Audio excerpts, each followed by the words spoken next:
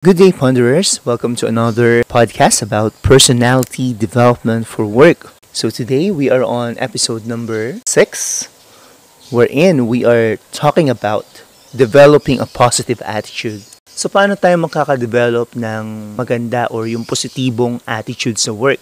Pag-uusapan natin at pag-iisipan ngayon yan.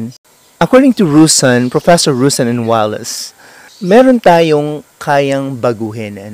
Kaya natin baguhin bago pang ibang tao ay yung ating mga sarili.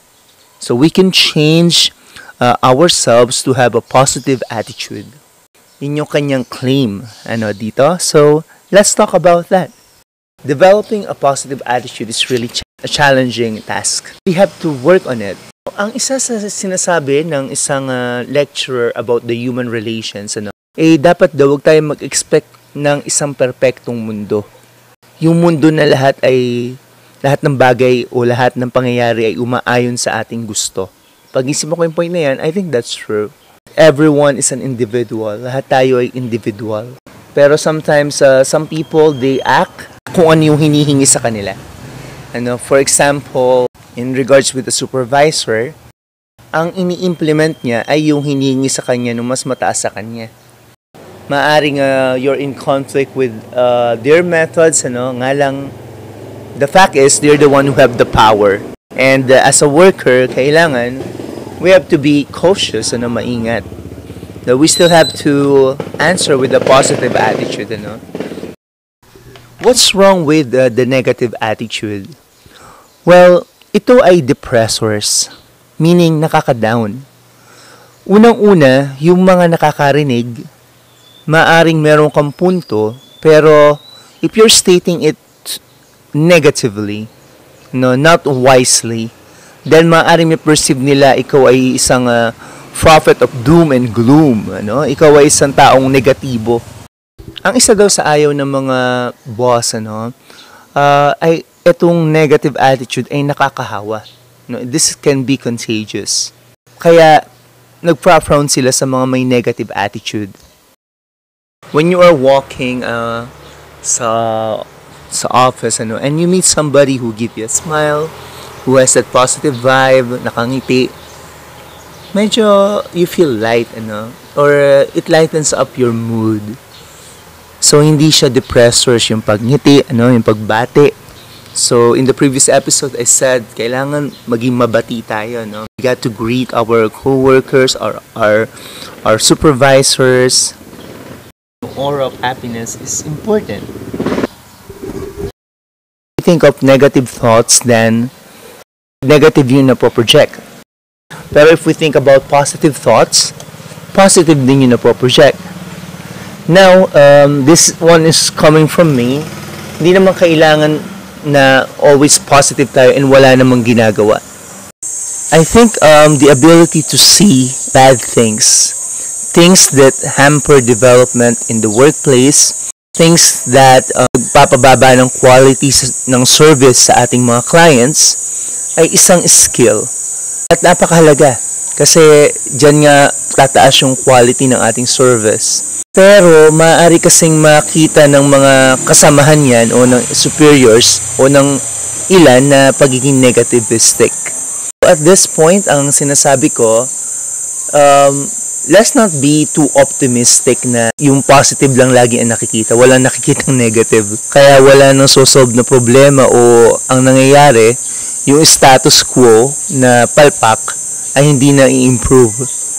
What I'm saying here is, yung way of speaking, yung way of acting, kailangan pa rin ma-perceive na positive ba rin. So, we have to accent the positive. So, first thing to do is to smile. Yan, kailangan nakangiti. Make it real. Kailangan tunay. And at first, it will be an effort, And of course, may mga prerequisites din yan. Kailangan na we have to look pleasant. And we have to feel that genuine interest of what's going on around us. So, effort yan sa simula, pero it can become a habit. I think that makes a difference then. Of course, there are moments na hindi ka dapat nakangiti. Like for example, may serious na problema na kailangan i-solve and pangiti-ngiti ka lang, I think that will not do. You have to say something pleasant. Namumuri ka ba? Or nambabati ka ba na, oh, ang ganda ng damit mo ngayon, Oh, you look gorgeous today. Or what I'm saying is, we got to say something pleasant. A compliment, saying thank you to someone, yan ay nakapag-produce ng aura na positivity. Ang isang importante dito ay, kailangan yung mga statements natin na negative ay change natin sa positive. For example, sa isang department store, saan ang mga damit ay naka-hanger ng mabuti, ng maganda, maayos. And then, nabagsak ng kasamahan mo yung mga naka-assign sa yung mga damit, Instead of saying, hindi mo tignan yung ginagalawan mo. You can say, pwede ba kitang tulungan na makita yung hinahanap mo? Dalawang magkaibang statement, Yung una, ba't di mo tignan yung ginagalawan mo? Versus, maaari ba kitang tulungan sa hinahanap mo? Ano ba yung hinahanap mo? Tulungan na kita. These statements are different. Yung isa negative, maaaring kahinat na nun? May point ka talaga dahil nakabagsak siya ng mga damit. Padaskul ang kilos niya. Pero, ang resulta ay maaaring, una, conflict dun sa coworker na yon. Pangalawa, kung may mga nakakarinig, ito talaga yung nasa tama, Pero maaring ma-perceive ka na nito, palaaway, sungit. So the better expression is, yung pangalawa, pwede ba kitang tulungan sa hinahanap mo? May hinahanap ka ba? Tulungan na kita. So that is changing the statements, the negative statement into positive ones. The point in this one is, kung kaya mong i-rephrase into something positive, nakakaiwas tayo sa conflict. Nakakaiwas tayo sa awayan. As usual, ang daming judgmental sa paligid, iwas tayo sa ma-perceive tayo na masungit, maangas, Kaya kailangan we watch for our words. We can develop a campaign for positivity. Kaya na sinasabi ko naman ay hindi dapat yung positivity na mababaw. Positivity na walang critical thinking. For me, critical thinking is you find and study the situation, place, and you find something negative to others.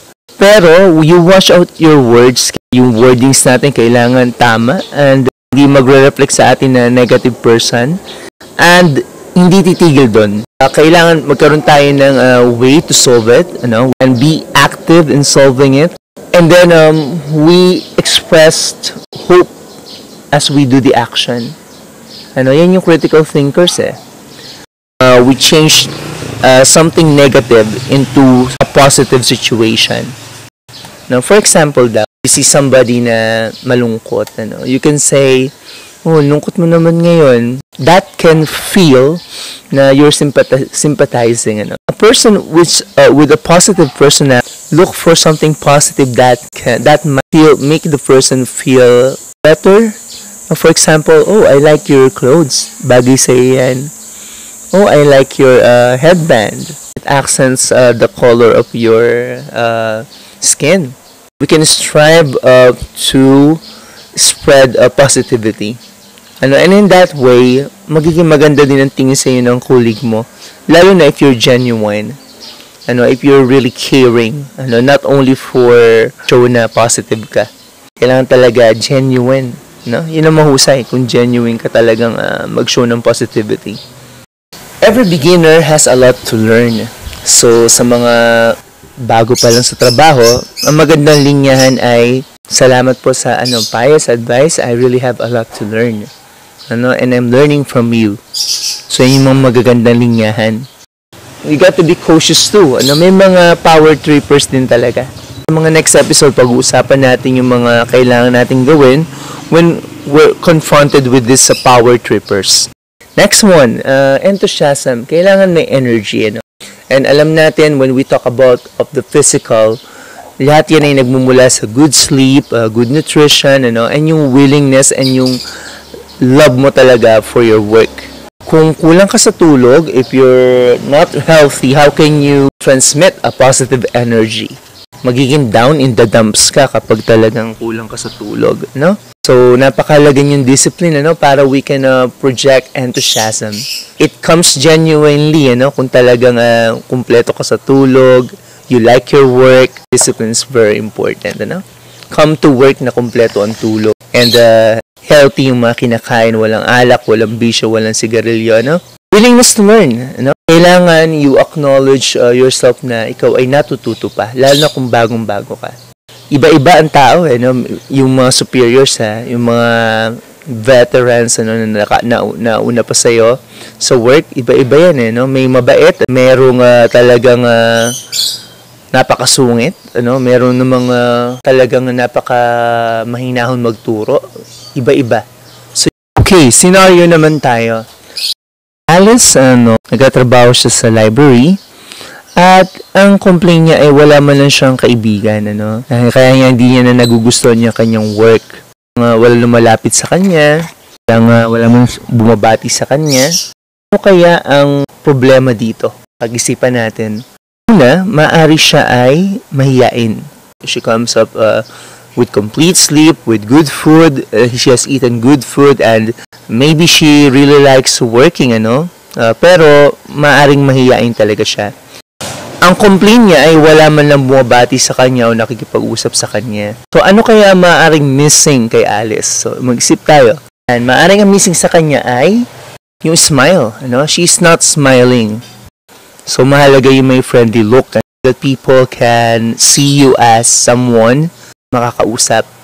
Yan.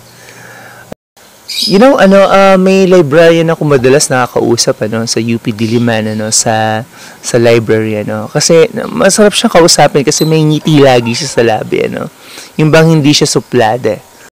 When I'm borrowing a book, napakasarap kausap kasi lagi nakangiti, So, I think that's a very important asset, Another thing that can be missing, or can be improved with the personality of Alice is, if you want people to communicate with you, kailangan bang tao ang unang lalapit sa'yo? I mean, sila ba dapat? Or mas better na nag-e-effort ka rin, na makipag-usap? Most of the time, ang fear ay yung ma-turn down. Binati mo, di ka naman binati. Or kinausap mo, and then you just receive a cold treatment. Pero, through experience then, we got to just simply try. Bati lang ng bati, a friendly conversation. May mga tao talagang snob, Let them be, at least you tried. In the workplace, maraming talagang magiging kaibigan, makakilala, kagaan ng loob if you're mabati and if you're striking a conversation. They don't come to you, kailangan ikaw yung lumalapit sa kanila. Ikaw yung nag-effort din.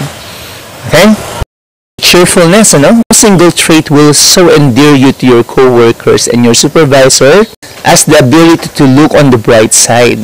I'm thinking kasi maybe the supervisor perceives na ikaw ay with hope. Pero I am accenting na merong ibang tao na positive thinking lang, wala namang action. Meron namang tao na doom and gloomy yung kanyang aura pero puro action. Nga lang sumasabit pa rin kasi hindi na perceive yung positivity. I think we should learn from those two, Two good qualities of those two persons. Kailangan pag-combine natin. Yung positivity ng isa, and yung isa naman yung action-oriented for a solution. And of course, in the process with hope. Sa tingin ko, yun kailangan meron tayo. Alright, so checklist naman ulit tayo, So, ito ay mga objectionable habits. Ito yung mga habits na negative, negative tignan. Isipin mo lang kung ginagawa mo to sa workplace. Snorting, naghihilik ka. Bawal, nagkaroon ka na konting nap time, pahinga, naghihilik ka pala ng malakas. Ikaw ba'y ganyan? Yes or no? Next one, breathing noisily. Malakas kang huminga, Malalim kang huminga. So, okay, next one. Pag sumisinga ka, you're blowing your nose noisily. Next one, you're clearing your throat, na may tunog pa. Pag kiniklear mo ito, gumaganon ka pa, You're producing sucking sound, You're sucking your teeth or your thumb. Okay, next one, ikaw ay umuubo, bumabahing ng wala man ng panyo. Next one, malakas kang umubo, Rinig doon, napakalakas, hindi ka umubo matahimik ka umubo sa lugar na medyo walang tao, Next one, lagi kang hawi ng yung buhok, Next one, laro ka ng laro ng yung sing-sing o nung other jewelry mo, bracelet mo. Next one, lagi ka nag-a-adjust ng collar. o yung belt mo, lagi ka nagkakamot ng ulo o kaya ng iyong mukha. Chewing gum, nguya ka ng nguya, lagi ka nguya ng nguya, para kang nasa basketball like Michael Jordan or the NBA players. Next one, yawning, hikab ka na hikab. Bulong ka ng bulong or daldal ka ng daldal when others are speaking. Kapag naglalakad ka, hayaan mo tumulog ng malakas yung heels mo kahit tahimik yung lugar. Next one, pag nagbaba ka ng telepono, malakas. Palabas-labas ka ng room. Ito ba yung mga objectionable habits? Actually, marami pa. Ito ba ay kayang iwasan? Oo naman. It's a matter of discipline and being conscious sa ating mga kilos. Ang goal natin ay ma-perceive na tao na mayroong positive attitude. Okay? Ito ang ating maikling discussion about positive attitude. Again, I'm closing in with a note na maganda ang positive attitude kasi ito'y nakikita, at ito'y nakaka-influence din sa iba. Ang sabi nga, kung negative ka, maaaring mo ma-influence yung iba para maging negative din. Kung positive ka, maaaring ma-influence mo ang iba na maging positive din. Pero, kung positive ka pero wala ka namang action, or kung it's just simple blind positivity. Positivity goes with critical thinking pa rin. You can see the problem and you can speak about the problem to inform the others, pero you use wordings that are positive. Does not end there, you got to act. Kailangan kumilos ka, you exert an effort para ma-solve yung problem na yon, or be part of the people or the process na magsosolve ng problem na yon, to make things better for your co-workers, for the workplace, and most importantly, for the clients or for our customers. Along the way, kailangan may hope ka. So maraming salamat, Ponderers, sa pakikinig dito sa ating episode na ito. Plug ko na rin ang ating next episode. Ang ating next episode ay motivation sa work. This is Gilvan. Don't forget to like and subscribe in this channel kung nakikita nyo kapakipakinabang ito sa ating pagtatrabaho. Yun lamang. God bless everyone.